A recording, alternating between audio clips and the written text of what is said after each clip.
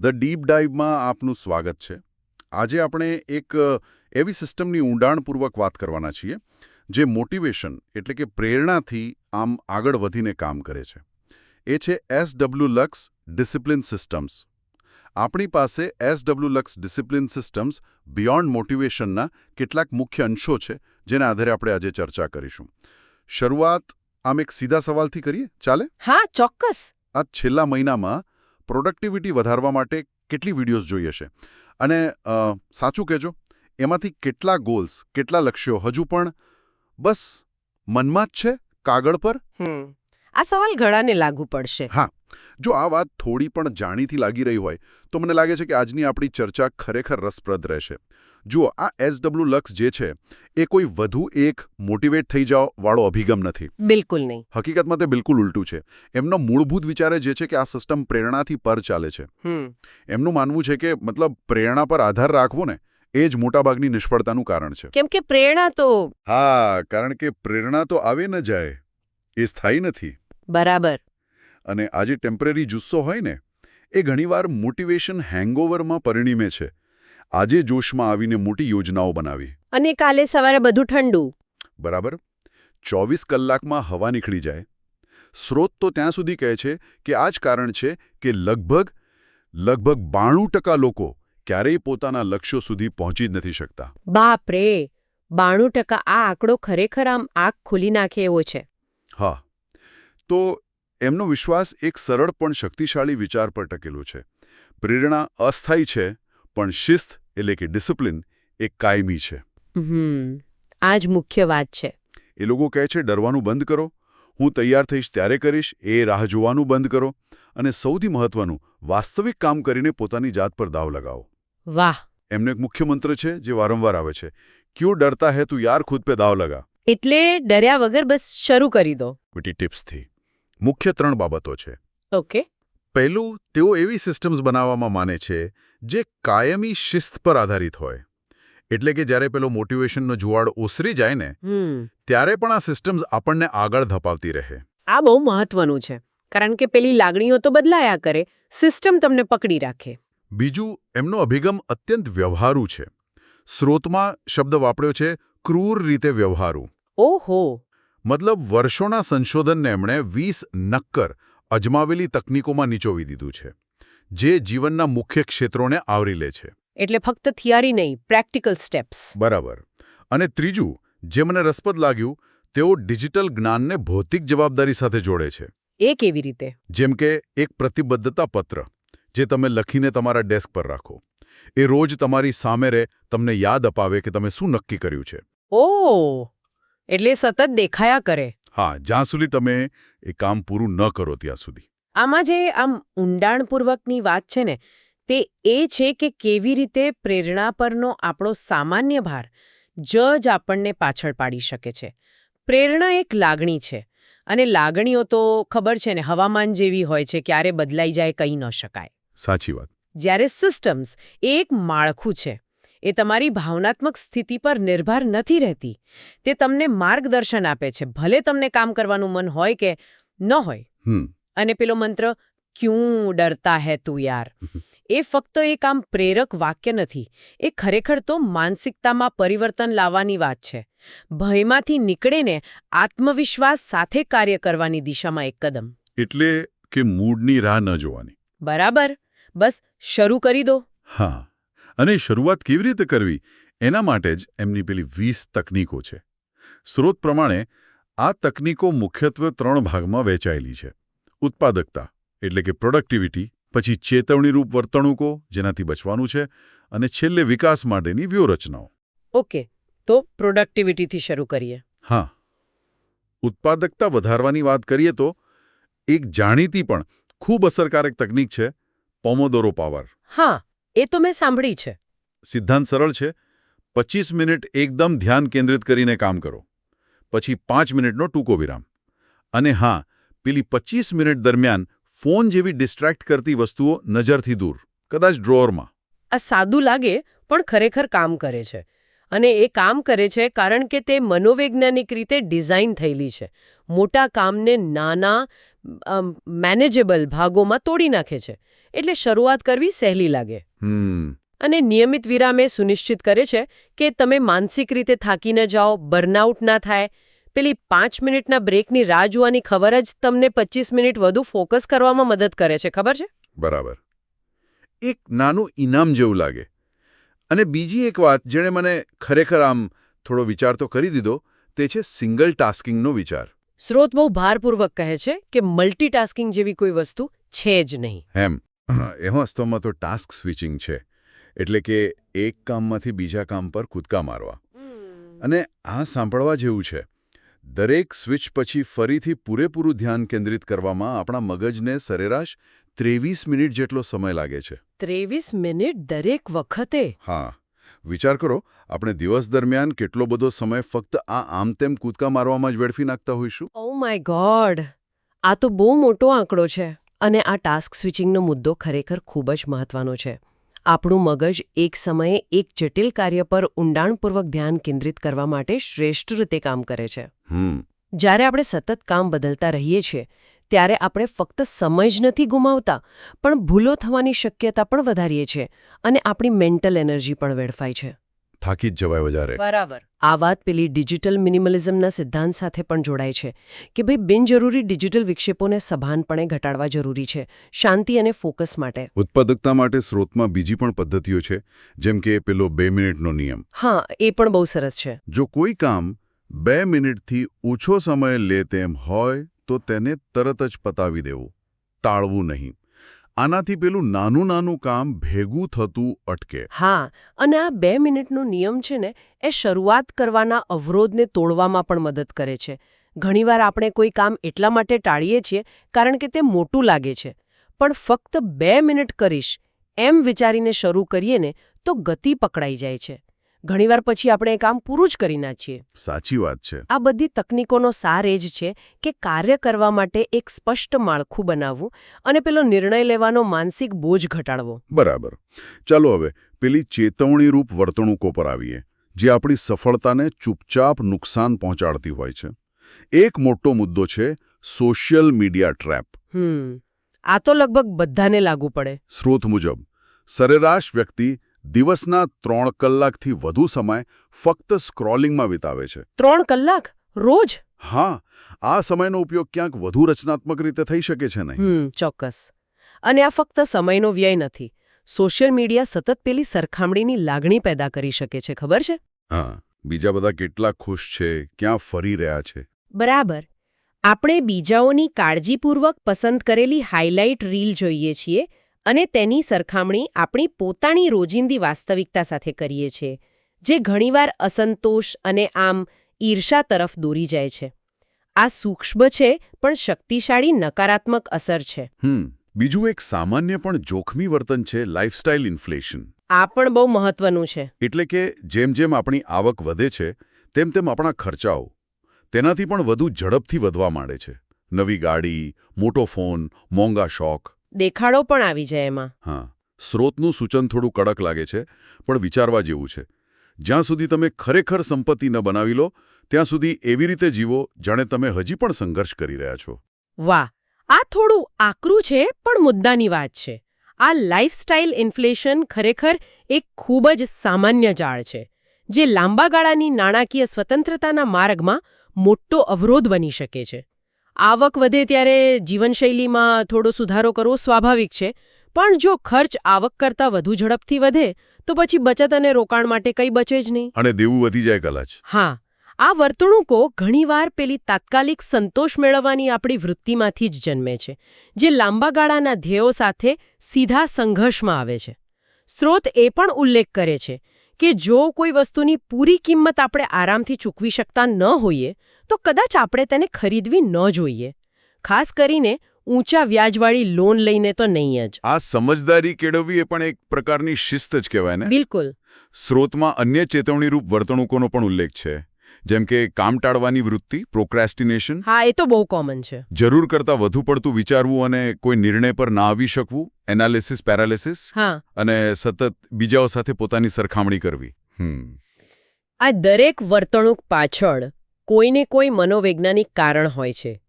જેમ કે પ્રોક્રાસ્ટિનેશન ઘણીવાર નિષ્ફળતાના ડર, પરફેક્શનિઝમ અથવા કાર્ય બહુ મોટું લાગતું હોય એના કારણે થાય છે.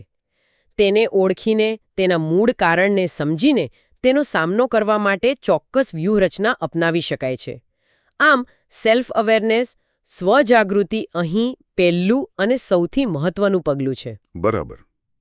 તો પછી આ બધી બાબતોને ધ્યાનમાં રાખીને લાંબા ગાળાની સફળતા અને વૃદ્ધિ માટે કઈ વ્યૂહરચનાઓ અપનાવી શકાય? સ્રોત કેટલીક નક્કર બાબતો પર ભાર મૂકે છે. પહેલી અને સૌથી મહત્વની વાત, ઇમરજન્સી ફંડ. હા, આ તો પાયાની વાત છે. કોઈ પણ રોકાણ કે મોટા ખર્ચ પહેલા ઓછામાં ઓછા 6 મહિનાના જીવન નિર્વાહ ખર્ચ જેટલી રકમનું ઇમરજન્સી ફંડ બનાવવું અત્યંત જરૂરી છે. એકદમ સાચી વાત. ઇમરજન્સી ફંડ ખરેખર એક સેફટી નેટ જેવું છે. જીવનમાં અણધાર્યા સંકટો આવે, જેમ કે નોકરી જવી, કોઈ બીમારી આવી જવી કે અન્ય કોઈ કટોકટી, ત્યારે આ ફંડ તમને દેવાના બોજ હેઠળ દબાઈ જવાથી બચાવે છે. ટેન્શન ઓછું રહે. હા, તે ફક્ત નાણાકીય સુરક્ષા જ નહીં, પણ જબરદસ્ત માનસિક શાંતિ પણ આપે છે. પછી બીજી એક ખૂબ જ રસપ્રદ વ્યૂહરચના છે, સ્કિલ સ્ટેકિંગ. આનો વિચાર બહુ સરસ છે. ઓકે, એ શું છે? આનો વિચાર એ છે કે કોઈ એક જ કૌશલ્યમાં દુનિયાના શ્રેષ્ઠ બનવાનો પ્રયાસ કરવાને બદલે 2-3 એવા કૌશલ્યોનું અનોખું સંયોજન બનાવવું જે સામાન્ય રીતે સાથે જોવા મળતા નથી. દાખલા તરીકે કોઈ વ્યક્તિ માર્કેટિંગમાં સારી હોય, સાથે ડેટા એનાલિસિસ પણ આવડતું હોય અને થોડું ઘણું ડિઝાઇનિંગ પણ જાણતી હોય. રસપ્રદ કોમ્બિનેશન છે. હા, આવું સંયોજન તેને નોકરી બજારમાં અત્યંત મૂલ્યવાન અને લગભગ બદલી ન શકાય તેવું બનાવી શકે છે. મને આ વિચાર ખરેખર ગમ્યો. એક જ દિશામાં માસ્ટર બનવાને બદલે આમ મલ્ટી ડાયમેન્શનલ વેલ્યુ બનાવી. હા, અને સ્કિલ સ્ટેકિંગનો આ વિચાર આજના ઝડપીથી બદલાતા વિશ્વમાં ખૂબ જ સુસંગત છે. ટેકનોલોજી કેટલી ઝડપથી બદલાય છે, તે વ્યક્તિને વધુ અનુકૂલનશીલ એટલે કે એડેપ્ટેબલ અને બહુમુખી એટલે કે વર્સેટાઇલ બનાવે છે. અને આ વ્યૂહરચના કમ્પાઉન્ડ ઇન્ટરેસ્ટના સિદ્ધાંત સાથે પણ જોડાય છે, નહીં? બરાબર. જેમ નાણાકીય રોકાણમાં સમય જતાં નાની રકમ ચક્રવૃદ્ધિ વ્યાજને કારણે મોટી બને છે, તેમજ સતત નવા કૌશલ્યો શીખવાથી અને તેને જોડવાથી તમારી કારકિર્દીનું મૂલ્ય પણ આમ એક્સપોનેન્શિયલી વધી શકે છે. સ્રોત એ પણ યાદ અપાવે છે કે રોકાણમાં ટાઈમિંગ ધ માર્કેટ એટલે કે બજારનો સમય પારખવાનો પ્રયાસ કરતા ટાઈમ ઇન ધ માર્કેટ એટલે કે બજારમાં લાંબો સમય ટકી રહેવું વધુ મહત્વનું છે. એટલે કે સતત રહેવું જરૂરી છે. હા, જે સતત લાંબા ગાળાના પ્રયત્નોના મહત્વ પર ભાર મૂકે છે, પછી તે પૈસાનું રોકાણ હોય કે પછી સ્કિલ્સનો. સ્રોત વૃદ્ધિ માટે નેટવર્કિંગ અને પેસિવ ઇન્કમ બનાવવા જેવી બાબતો પર પણ વાત કરે છે. પણ ચાલો હવે લક્ષ્યો નક્કી કરવા અને તેને પ્રાપ્ત કરવા માટે SWLUX શું કહે છે તેના પર ધ્યાન આપીએ. એમની પાસે 5 અલગ-અલગ ગોલ ટેમ્પલેટ્સ છે જે મનોવિજ્ઞાનના સિદ્ધાંતો પર આધારિત છે એમ કહે છે. ઓકે, ગોલ સેટિંગ માટે ટેમ્પલેટ્સ. હા, અને આ ટેમ્પલેટ્સમાં કેટલીક ખૂબ જ વ્યવહારુ પદ્ધતિઓનો સમાવેશ થાય છે. એક છે ઓળખ પરિવર્તન કવાયત, આઇડેન્ટિટી ચેન્જ એક્સરસાઇઝ. ઓળખ પરિવર્તન એ કેવી રીતે? આનો અર્થ એ છે કે તમે શું કરવા માંગો છો તેના પર ફોકસ કરવાને બદલે તમે કેવા વ્યક્તિ બનવા માંગો છો તેના પર ફોકસ કરવું. દાખલા તરીકે, મારે વજન ઘટાડવું છે એમ કહેવાને બદલે એવી ઓળખ અપનાવવી કે હું એવો વ્યક્તિ છું જે તંદુરસ્ત ખોરાક ખાય છે અને નિયમિત કસરત કરે છે. ઓહ, આ તો બહુ પાવરફુલ લાગે છે. હા, ઓળખ આધારિત લક્ષ્યો ખરેખર લાંબા ગાળાના વર્તણૂક પરિવર્તન માટે ખૂબ અસરકારક છે. જેમ જેમ્સ ક્લિયર એટોમિક હેબિટ્સમાં કહે છે, અને જેનો પડઘો આ સ્રોતમાં પણ છે. તમે જે પણ કાર્ય કરો છો તે એક મત છે જે તમે કેવા પ્રકારના વ્યક્તિ બનવા માંગો છો તેના પક્ષમાં જાય છે. એટલે દરેક નાની ક્રિયા મહત્વની છે. બરાબર. જ્યારે તમારું વર્તન તમારી ઓળખ સાથે સુસંગત હોય ત્યારે તેને જાળવી રાખવું વધુ સ્વાભાવિક બને છે. એમાં જોર ઓછું કરવું પડે. પછી બીજી એક પદ્ધતિ છે આદત સ્ટેકિંગ. Habit stacking. એટલે આદતોને એકબીજા પર ગોઠવવી. હા, એવું જ કંઈક. આનો વિચાર એ છે કે નવી આદતને તમારી કોઈ જૂની સ્થાપિત આદત સાથે જોડી દેવી. સૂત્ર છે, મારી વર્તમાન આદત પછી હું નવી આદત કરીશ. ઓકે, ઉદાહરણ આપશો? જેમ કે, મારા સવારના બ્રશ કર્યા પછી હું 1 ગ્લાસ પાણી પીશ, અથવા મારા સાંજના જમ્યા પછી હું 10 મિનિટ ચાલીશ. સમજાયું. એટલે જૂની આદત નવી આદત માટે ટ્રિગર બની જાય. હા, આદત સ્ટેકિંગ નવી આદતોને અપનાવવાનું સરળ બનાવે છે કારણ કે તે તેને તમારા હાલના રૂટીનમાં વણી લે છે. તેને યાદ રાખવાની જરૂર ઓછી પડે છે. આ બધી પદ્ધતિઓ ઓળખ પરિવર્તન, આદત સ્ટેકિંગ એ દર્શાવે છે કે SWLX ફક્ત શું કરવું એ નથી કહેતું, પણ કેવી રીતે કરવું તેના પર વધુ ધ્યાન કેન્દ્રિત કરે છે, અને તે પણ વર્તણૂક વિજ્ઞાનના સિદ્ધાંતોનો ઉપયોગ કરીને. પ્રેક્ટિકલ અભિગમ છે. અને આ બધું વ્યવહારમાં મૂકવા માટે એમની પાસે એક 5 minute goal achievement quick start guide પણ છે. ફક્ત 5 મિનિટમાં? હા, મને આ ખૂબ જ કાર્યક્ષમ લાગી. તેના 5 સરળ પગલાં છે. પહેલું, ટેમ્પલેટ પસંદ કરો, 30 સેકન્ડ, તમારી જરૂરિયાત મુજબનું. બીજું, વિઝ્યુઅલાઇઝ કરો, 2 મિનિટ. લક્ષ્ય પ્રાપ્ત કર્યા પછી કેવું લાગશે એની કલ્પના કરીને લખો. વિઝ્યુઅલાઇઝેશન. ત્રીજું, લક્ષ્યને વિશિષ્ટ બનાવો, સ્પેસિફિક બનાવો, 1 મિનિટ. ફક્ત વજન ઘટાડવું નહીં, પણ જેમ કે આગામી 50 દિવસમાં 8 કિલો વજન ઘટાડવું, દરરોજ સરેરાશ 8000 પગલાં ચાલીને અને અઠવાડિયામાં 5 દિવસ 30 મિનિટ કસરત કરીને. એકદમ સ્પષ્ટ. એટલે માપી શકાય એવું. બરાબર. ચોથું, અને આ ખરેખર મહત્વનું છે, અવરોધોની યોજના બનાવો, પ્લાન ફોર ઓબ્સ્ટેકલ્સ. ઓહ, આ રસપ્રદ છે. આને ઇમ્પ્લિમેન્ટેશન ઇન્ટેન્શન્સ કહેવાય છે. સૂત્ર છે, જ્યારે X અવરોધ થાય ત્યારે હું Y ઉપાય કરીશ. દાખલા તરીકે, જ્યારે મને સાંજે કસરત કરવાનું મન ન થાય ત્યારે હું ફક્ત 10 મિનિટ માટે મારા કસરતના કપડાં પહેરી લઈશ.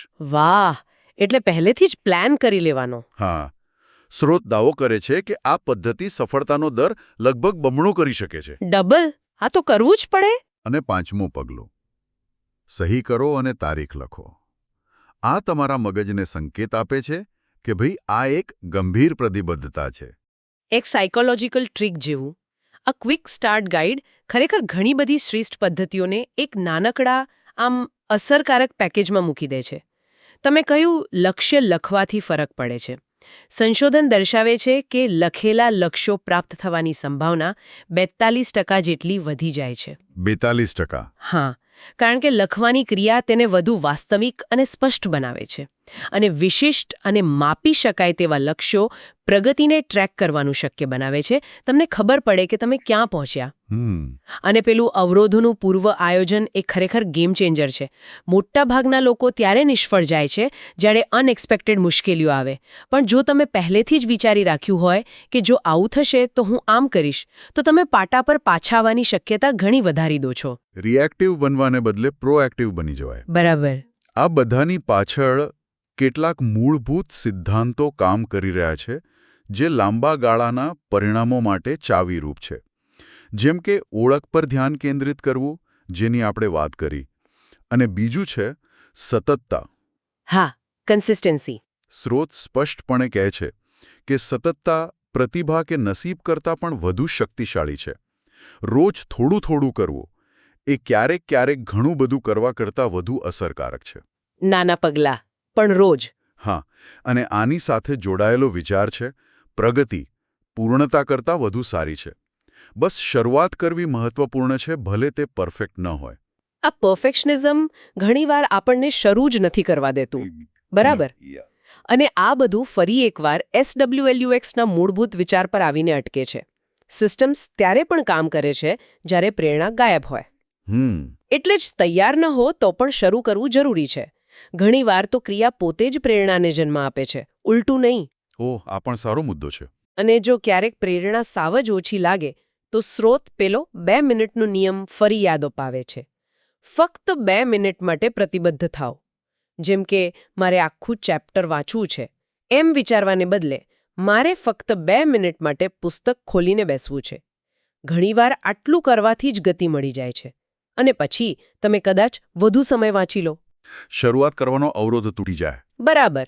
આ સિસ્ટમ આધારિત અભિગમ જ છે જે લાગણીઓના ઉતાર ચઢાવ પર આધાર રાખ્યા વગર લાંબા ગાળાના પરિણામો શક્ય બનાવે છે. તો આ બધી ચર્ચામાંથી આમ મુખ્ય શીખ શું છે? મારા માટે મુખ્ય બોધપાઠ એ છે કે પેલી ક્ષણિક પ્રેરણા પાછળ ભાગવાને બદલે શિસ્ત અને મજબૂત સિસ્ટમ્સ બનાવવા પર ધ્યાન કેન્દ્રિત કરવું. પોમોડોરો અને સિંગલ ટાસ્કિંગ જેવી વ્યવહારુ ઉત્પાદકતા તકનીકોનો ઉપયોગ કરવો. લાઇફસ્ટાઇલ ઇન્ફ્લેશન જેવી આપણને પાછળ ખેંચતી વર્તણૂકો વિશે જાગૃત રહેવો. ચોક્કસ. ઇમરજન્સી ફંડ અને સ્કિલ્સ ટેકિંગ જેવી વૃદ્ધિ માટેની વ્યૂહરચનાઓ અપનાવવી. અને છેલ્લે લક્ષ્યો નક્કી કરવા અને તેને પ્રાપ્ત કરવા માટે ઓળખ આધારિત અભિગમ, આદત સ્ટેકિંગ અને ખાસ કરીને પેલું અવરોધો માટેનું પૂર્વ આયોજન જેવી વૈજ્ઞાનિક પદ્ધતિઓનો ઉપયોગ કરવો. તમે બરાબર સારાંશ આપ્યો. આખરે સંદેશ સ્પષ્ટ છે. ટકાઉ સિસ્ટમ્સ બનાવવી એ લાંબા ગાળાની સિદ્ધિ માટે ચાવીરૂપ છે, નહીં કે પ્રેરણાની ક્ષણિક લહેરોનો પીછો કરવો. અને તે બધું શરૂ થાય છે સ્વવિશ્વાસ કેળવવાથી અને ડર્યા વગર પહેલું પગલું ભરવાથી, ભલે આપણે સંપૂર્ણપણે તૈયાર ન અનુભવતા હોઈએ. પેલો મંત્ર. હા, પેલો SWLUXનો મંત્ર ફરી યાદ કરીએ. ક્યું ડરતા હે તું યાર? એ ફક્ત પૂછતો નથી, એ આપણને કાર્ય કરવા માટે પ્રેરિત કરે છે સિસ્ટમ દ્વારા. અને અંતે એક વિચાર જે આ ચર્ચામાંથી ઉદ્ભવે છે, પણ જેનો સીધો ઉલ્લેખ સ્રોતમાં નથી મળતો. આપણે જે સિસ્ટમ્સ બનાવીએ છીએ તે ખરેખર કોણ ડિઝાઇન કરે છે? આપણું વર્તમાન સ્વ, આપણી અત્યારની આદતો, ડર અને મર્યાદાઓ સાથે, કે પછી આપણું ભવિષ્યનું આદર્શ સ્વ જે આપણે બનવા ઈચ્છીએ છીએ? રસપ્રદ પ્રશ્ન છે. જો આપણે આ બાબતે વધુ સભાન થઈએ તો શું તે આપણી વર્તમાન સિસ્ટમ નિર્માણની પ્રક્રિયાને બદલી શકે? શું આપણે એવી સિસ્ટમ બનાવી રહ્યા છીએ જે આપણને આરામદાયક રાખે, કે એવી સિસ્ટમ જે આપણને પડકારે અને આપણો વિકાસ કરે? વિચારવા જેવી વાત છે. આપણે કોના માટે સિસ્ટમ બનાવી રહ્યા છીએ? આજના આપણા માટે કે આવતીકાલના આપણા માટે? હા, આ એક વિચારવા જેવો પ્રશ્ન છે જે કદાચ શ્રોતાઓ પોતાની સાથે લઈ જઈ શકે. આ SWSUX સિસ્ટમ્સ, તેમની તકનીકો અને ટેમ્પલેટ્સ વિશે વધુ જાણકારી માટે તેમના સંસાધનો ચોક્કસપણે ઉપયોગી થઈ શકે છે. આશા રાખીએ છીએ કે આ ઊંડાણપૂર્વકની ચર્ચા વિચાર પ્રેરક રહી હશે અને કદાચ તમારી પોતાની સિસ્ટમ બનાવવાની શરૂઆત કરવા માટે થોડી દિશા મળી હશે. क्यों डरता है तू यार, खुद दाव लगा, देख जान से टेक द एक्शन, अब चल आगे बढ़ बचा. तू ना घबराना, तू ना डर जाना, तुझे ये पाना, तुझे ये छना. तेरी आँखों ने जो भी खूब छुपा है, look see you all the best, all the best, all the best. Split stop, don't stop, gonna start doing. Split stop, don't stop, gonna start doing.